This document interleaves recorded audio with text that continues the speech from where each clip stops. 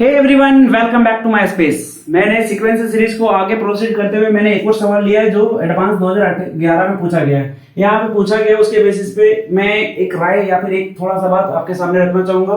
जैसे कि एक एपी दिया गया A1 से लेके A100 तक, जहाँ पे A1 3 के बराबर है और SP equal to summation of something I यहाँ पे 1 से लेके P तक है और AI कुछ ऐसा दिया गया है जहाँ पे P का वैल्यू 1 से लेके 100 तक के बीच में है। फॉर एनी इंटीजर n, कोई भी एक इंटीजर के बेसिस पे n लिया गया है जहाँ पे n का वैल्यू 1 से लेके 20 टर्म्स के बीच में रखा गया है और उसके बराबर के बीच में। तो क्या बोला गया, m equal to 5 and if sm by sn doesn't depend upon n then A2 का वैल्यू फाइंड करना है। मतलब यहाँ पे ये आपसे बोला गया है हाथी के दांत दिखाने के लिए, बाकी खाने के लिए कुछ और है। ठीक ऐसे सवाल यहाँ पे आपके सामने फ्रेम करा गया था जेई में 2011 में। तो यहाँ पे ये जो 100 ये जो टर्म दिख रहे हैं ये थोड़े गंदे करने के लिए है ताकि मनुष्य या फिर जो स्टूडेंट है उसके दिमाग को डाइवर्ट करने के लिए। लेकिन आपके पास जो सवाल का सोल्यूशन है वो काफी बेहतरीन है और काफी इंटरेस्टिंग होने वाला है, क्योंकि इस पे कुछ मतलब ही नहीं था। बोले तो ये लाइनिंग सिर्फ बर्बाद सा लाइनिंग है। बस एक एपी दिया गया है जिसको हम 1 से लेकर 20 टर्म के बीच में देखेंगे, जहाँ पे m और n के बीच में रिलेशन दिया गया है, sm और sn के बीच में रेशियो जो n पे डिपेंड करता है नहीं है। उसके बाद हम लोग नॉर्मली इसका सॉल्यूशन को देखेंगे, देखते हैं क्या होगा। हमारे पास एक रिश्ता दिया गया m equal to 5n, m equal to 5n। इसके बेसिस पे क्या बोला गया, समेशन ऑफ sm और sn इसका रेशियो के बेसिस पे। चलिए देखते हैं आगे बढ़ते हुए क्या होता है m/2।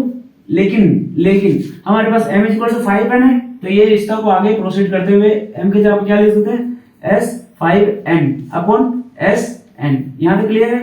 ये हमारे पास दिखाई गया summation up to 5n term, summation of n term. उसके बीच में क्या हो जाएगा हमारे पास 5n/2 इंटू 2।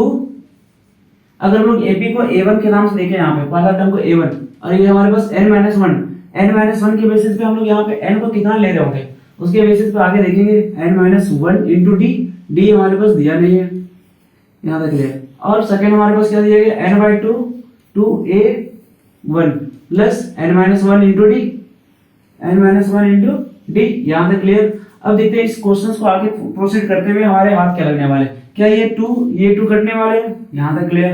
ये n कटने वाले, यहाँ तक क्लियर। उसके बाद आगे देखते हैं तो sm by sn का रेशियो क्या हो जा रहा है हमारे पास, क्या हाथ लगने वाले 5 इंटू 2a1 का वैल्यू हमारे पास हाथ में या क्वेश्चंस में दिया गया है a1 इक्वल टू 3। क्या करेंगे 2 इंटू 3 6, तो हमारे पास ये हाथ लगेंगे 6 प्लस nd माइनस d, यहाँ तक क्लियर है।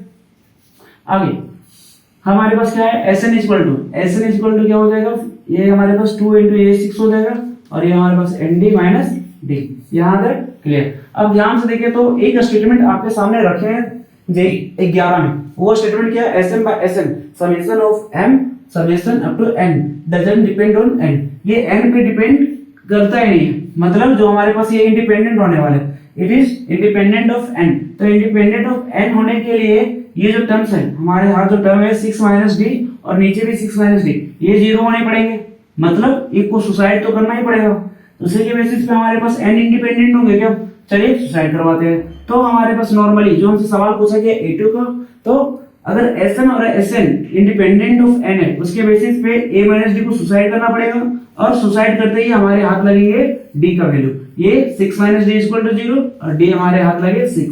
हमारे पास कॉमन डिफरेंस भी हाथ लग गए हैं और फर्स्ट टर्म हमारे पास दिया गया था 3 है, कॉमन डिफरेंस 6 है।